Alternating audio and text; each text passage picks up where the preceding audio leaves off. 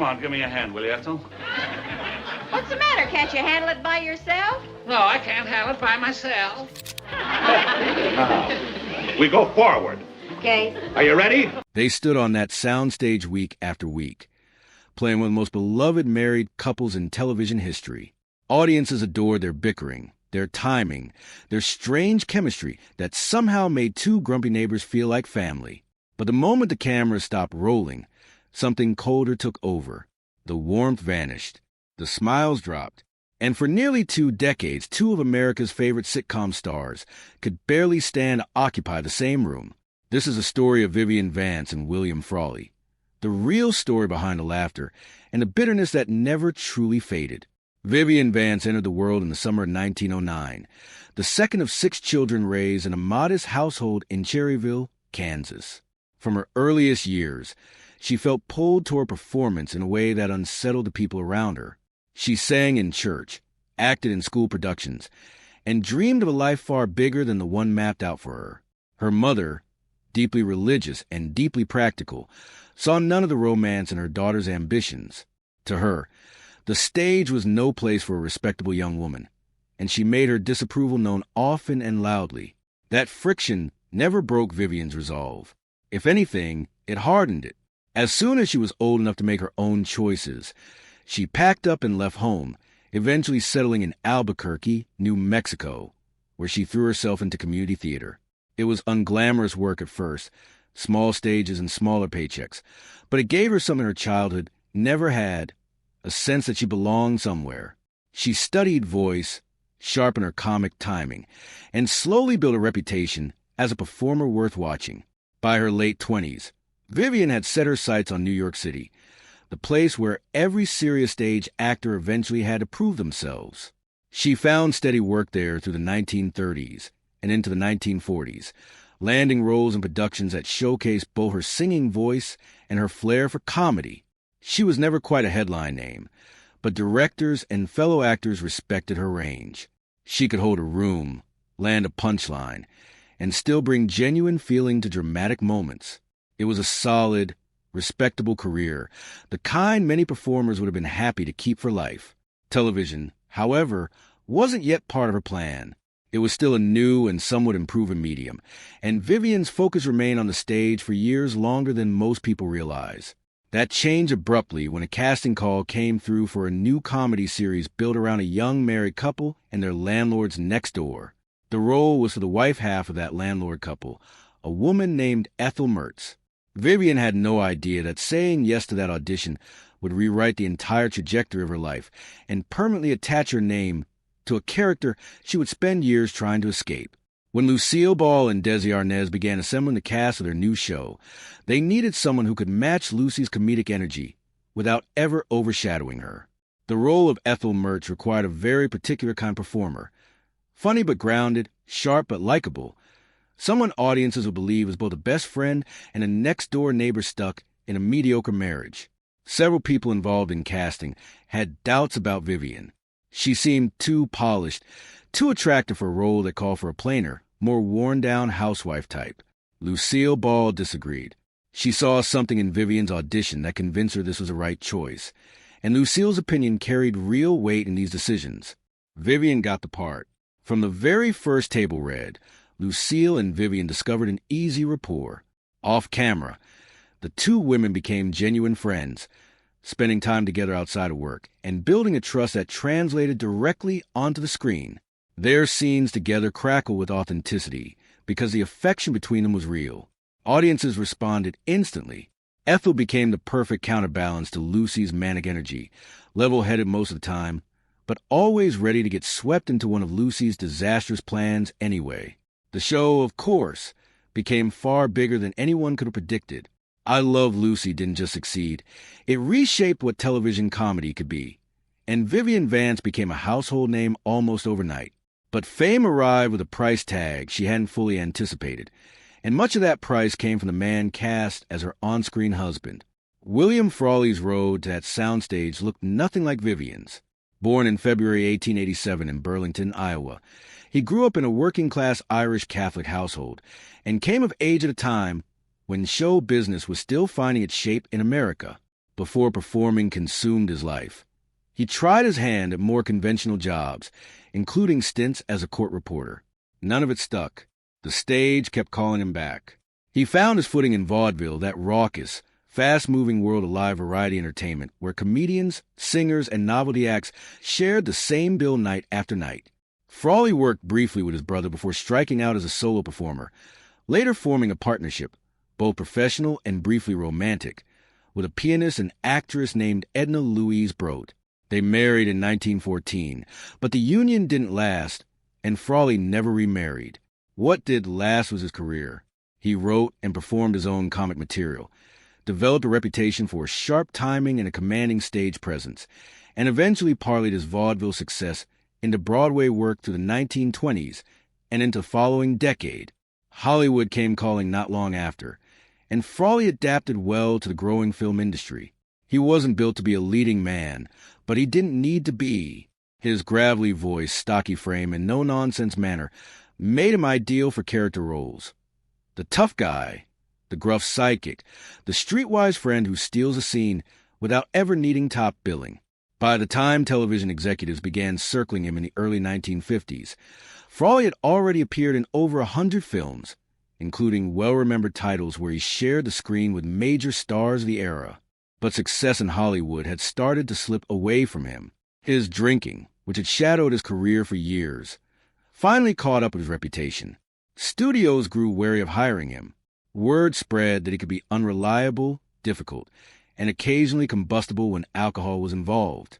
By the late 1940s, the offers had slowed to a trickle, and Frawley found himself on the outside of an industry he'd spent decades building a place in.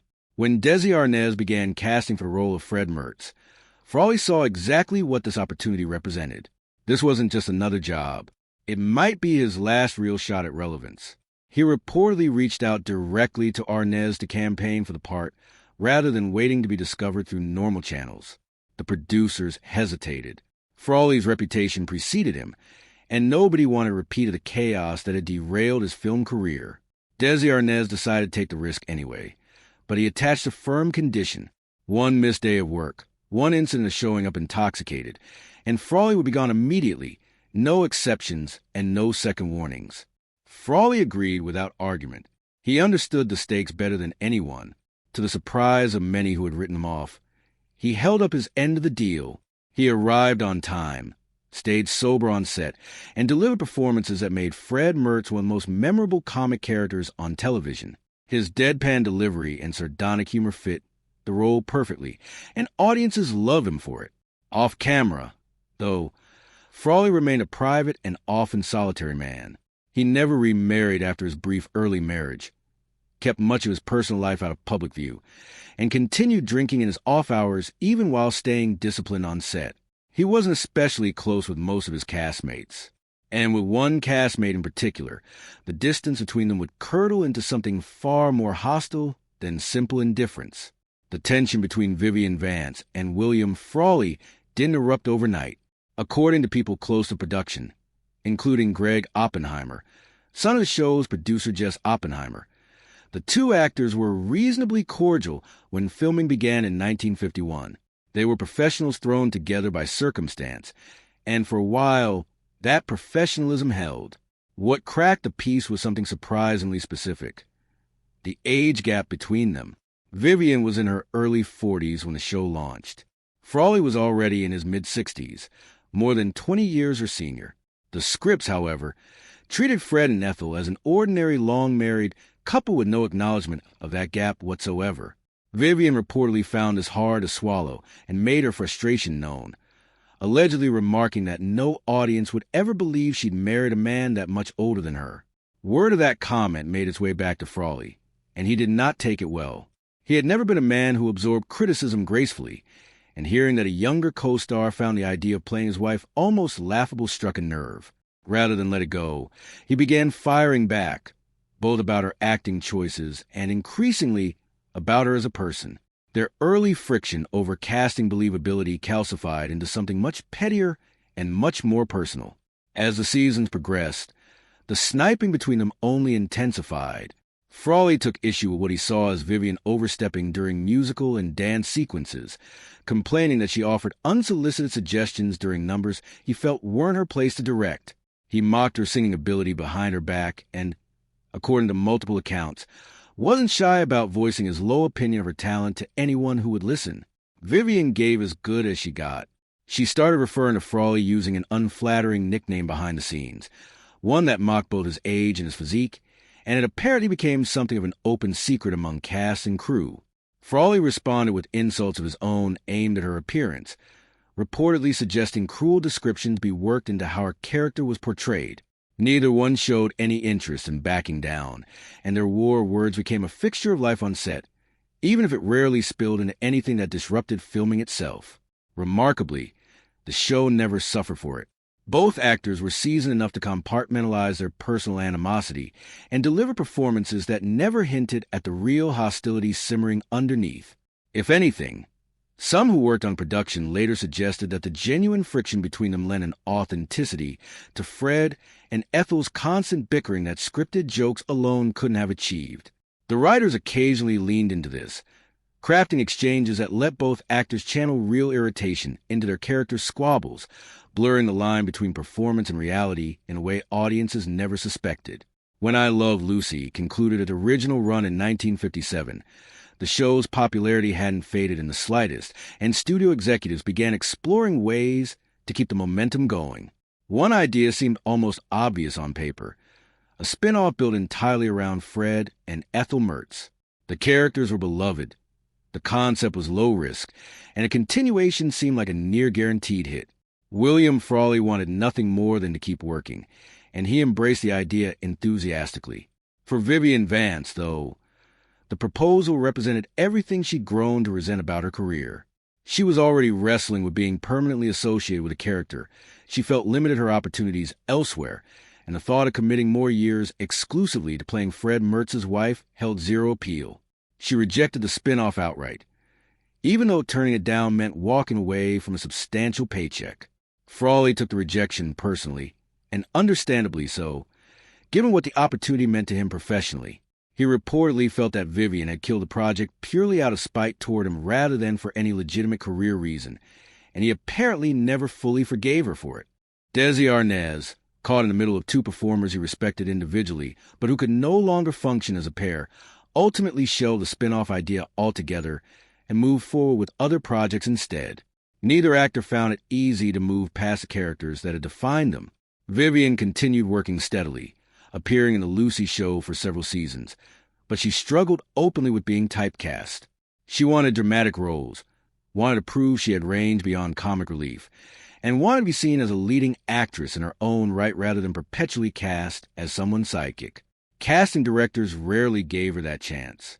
The public had decided who she was, and Hollywood, notoriously reluctant to let performers redefine themselves, mostly agreed. She also carried private struggles that rarely made headlines during her lifetime. She married 4 times, with most of those relationships ending in disappointment, and she quietly battled depression for years, at a time when mental health simply wasn't discussed in public the way it is now. Later in life, she settled into a quieter existence in Connecticut with her final husband, stepping back from the spotlight she'd once chased so determinedly. She was eventually diagnosed with breast cancer and passed away in 1979 at the age of 70, leaving behind a legacy far more complicated than the cheerful character she was best known for. Frawley, meanwhile, found new work relatively quickly after I Love Lucy wrapped, joined the cast of My 3 Sons in 1960, and once again bringing his gruff charm to a beloved family sitcom. He stayed with the show for 5 seasons before declining health forced him to step away in 1965. Just months later, on March 3rd, 1966, roughly a week after turning 79, Frawley collapsed on a Hollywood sidewalk after leaving a movie theater. He was rushed to the hospital, but died shortly after from a heart attack. Time did nothing to soften the animosity between them. If anything, Frawley grew more openly bitter as the years passed. Actor Tim Considine, who worked alongside him on My 3 Sons, later recalled a striking moment when a visiting military officer casually asked Frawley what Vivian Vance was really like off-screen. Without hesitation, Frawley answered with a blunt, unflattering insult that stunned everyone within earshot, especially given the formality of the occasion. It was a small moment, but a telling one, proof that whatever resentment he'd carried from those early seasons had never actually gone away. Vivian's reaction to Frawley's death carried its own sting. According to accounts from the time, she was attending a dinner party when word reached her, and she reportedly raised a glass in a toast that made her true feelings unmistakable. Whether the retelling has been